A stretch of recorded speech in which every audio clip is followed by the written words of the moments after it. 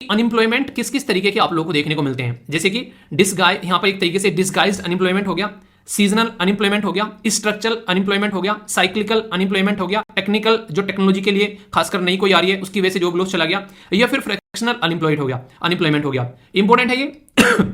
जी हाँ, यूपीएससी ने 2023 तो डिस्गाइज्ड अनएम्प्लॉयमेंट के बारे में पूछा गया है कि डिस्गाइज्ड अनएम्प्लॉयमेंट क्या है। तो ये आप लोगों को क्वेश्चन है, यहां पर क्या है, पहला ही बोला गया कि डिस्गाइज्ड अनएम्प्लॉयमेंट, तो ये एक ऐसा अनएम्प्लॉयमेंट है जहां पर लोग जो हैं वो एम्प्लॉयड हैं पर लेकिन एक्चुअल में उनकी जरूरत नहीं है वहां पर। जैसे उदाहरण के तौर पर एक गांव में कोई पर्टिकुलर परिवार है, उस परिवार के हिस्से में 10 बीघे जमीन आती है और उस 10 बीघे जमीन पर उस परिवार के अंदर में 10 लड़के हैं जो कि वहां पर उस 10 बीघे जमीन में काम कर रहे हैं। मुझे लगता है कि यहां पर 10 बीघे जमीन में तो एक इंसान भी काफी होगा या फिर ज्यादा से ज्यादा 2 इंसान काफी होंगे, बाकी के 8 जो है वो इसलिए वहां पर लगे हुए हैं क्योंकि उनके पास में कोई और काम नहीं है। तो ये होता है डिस्गाइज्ड अनएम्प्लॉयमेंट, यानी कि जो काम कम लोग कर सकते हैं, दूसरे लोग इसलिए हैं वहां पर क्योंकि उन्हें कोई और काम नहीं मिल रहा, तो चलो कुछ नहीं, घर पे पड़ेगा ठाली, चल खेत में चल,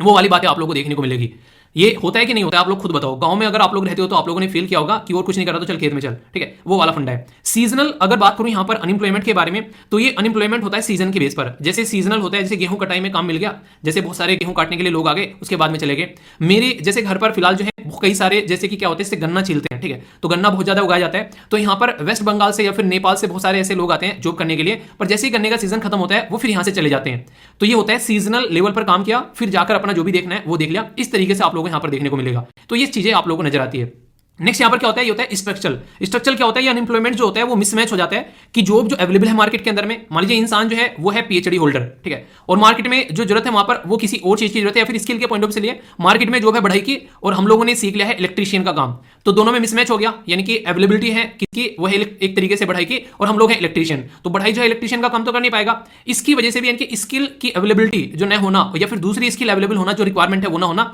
इसकी वजह से भी कई बार जो है वो अनएम्प्लॉयमेंट की शिकायत यहां पर निकल कर आती है।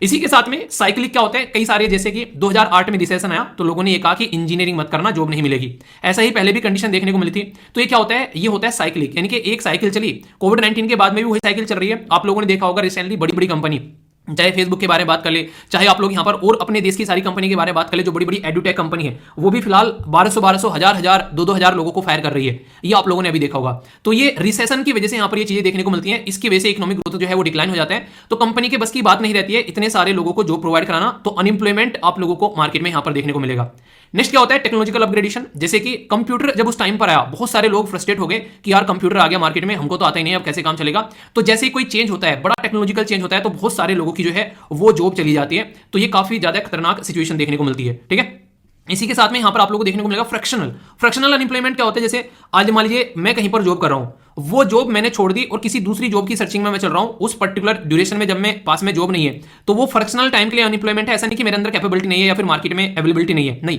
मार्केट में अवेलेबिलिटी भी है जॉब की, बस हाँ कि मैं अच्छी जॉब एक तरीके से सर्च कर रहा हूं, जो प्रेजेंट टाइम पे जॉब है उससे बेहतर जॉब मैं एक तरीके से सर्च कर रहा हूं, तो इसको बोलते हैं फ्रैक्शनल, यानी कि थोड़े फ्रैक्शन टाइम के लिए। सीजनल में लंबा टाइम हो जाता है, फ्रैक्शन में ऐसा है कि ठीक है 15, 10, 20 दिन इतना चल जाता है, सीजन में पूरा अपना 6-7 महीने इधर उधर हो जाते हैं, तो दोनों में कंफ्यूज मत हो जाना यहां पर, ठीक है, तो ये याद रखिएगा। तो इस तरीके